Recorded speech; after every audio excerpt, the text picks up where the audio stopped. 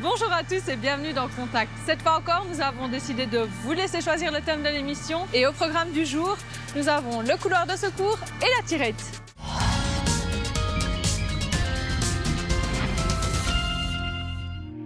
Je ne comprends pas très bien à quel moment nous sommes censés former un couloir de secours.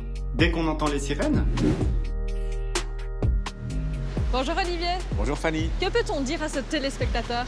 Eh bien qu'il ne faut pas attendre qu'il y ait un véhicule prioritaire avec feu bleu et sirène derrière soi pour former le couloir de secours. Celui-ci doit se former spontanément dès lors qu'il y a des fils sur une route avec plusieurs bandes de circulation dans le même sens, une autoroute mais aussi par exemple la petite ceinture de Bruxelles. Alors très concrètement, que faut-il faire? Alors concrètement, les véhicules qui sont sur la bande située le plus à gauche vont serrer le plus possible vers la gauche et tous les autres véhicules à droite vont serrer vers la droite. Est-ce qu'il y a des restrictions à ce système-ci? Alors évidemment, en principe, on n'est pas censé rouler sur la bande d'arrêt d'urgence quand on fait le couloir de secours, mais si un véhicule de secours, un véhicule de pompier ne peut pas passer malgré la formation du couloir de secours, peut-être faudra-t-il quand même s'écarter légèrement pour laisser passer celui-ci avec ses feux bleus et sa sirène. Est-ce que tu voudrais rajouter peut-être un petit quelque chose par rapport à ce système? Alors ce qu'il faut bien se dire, c'est que le système va fonctionner s'il est fait anticipativement. Si certains conducteurs attendent l'arrivée d'un véhicule de secours, d'une dépanneuse ou encore d'un motard qui ont le droit de remonter aussi les fils pour s'écarter, eh bien, il fait perdre du temps à tout le monde.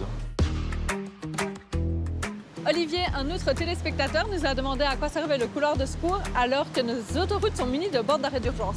Tout d'abord, rappelons que ce n'est pas que sur les autoroutes qu'on doit appliquer le couloir de secours. Donc il n'y a pas toujours de bande d'arrêt d'urgence si on est sur une voie en ville, par exemple. Alors concernant la bande d'arrêt d'urgence, elle peut aussi servir à ce que des véhicules en panne s'y rangent et donc ça va ralentir un véhicule prioritaire qui devrait y circuler. Il y a souvent aussi des débris qui s'y trouvent. Et enfin, elle s'interrompt à hauteur des entrées et sorties d'autoroute. Et donc c'est parfois plus facile pour les services de secours ou les dépanneuses et ainsi de suite de circuler entre les fils de voiture. Et donc le non-respect de ce couloir est-il une infraction? Tout non-respect d'une règle du code de la route est une infraction. Si on n'a pas serré du bon côté, on pourrait théoriquement avoir une amende de premier degré de 58 €.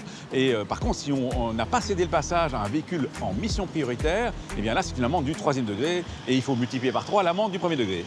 Merci Olivier, c'est beaucoup plus clair. Nous avons reçu une autre question d'un téléspectateur. Réponse tout de suite avec la WSR. Bonjour, j'ai une question sur le principe de la tirette. S'applique-t-il lorsqu'il y a une interdiction de dépasser? Merci pour votre réponse. Bonjour Belinda. Bonjour Fanny. Alors, qu'en est-il? La réponse est oui. Il n'y a pas de contradiction entre le principe de la tirette et une interdiction de dépasser. En fait, le mécanisme de la tirette, il ne s'applique que lorsque la circulation est fortement ralentie. Et dans ce cas, il n'est pas question de dépassement. Est-ce que vous pouvez nous rappeler brièvement le principe de la tirette concrètement? La tirette s'applique lorsqu'il y a des fils et qu'une bande de circulation prend fin ou s'interrompt, par exemple en cas de travaux. Alors les conducteurs qui circulent sur la voie qui se poursuit doivent chacun à leur tour laisser passer un conducteur qui circule sur la voie qui se termine uniquement à la hauteur du rétrécissement. Donc c'est simplement du bon sens et de la courtoisie sur la route en fait? C'est de la courtoisie et puis si tous les conducteurs jouent le jeu, ça permet réellement à tous de gagner du temps puisqu'on va utiliser toute la largeur de la chaussée le plus longtemps possible et de manière équilibrée. Tirette et couloir de secours vont souvent ensemble puisque qui dit tirette dit fil et qui dit fil dit couloir de secours.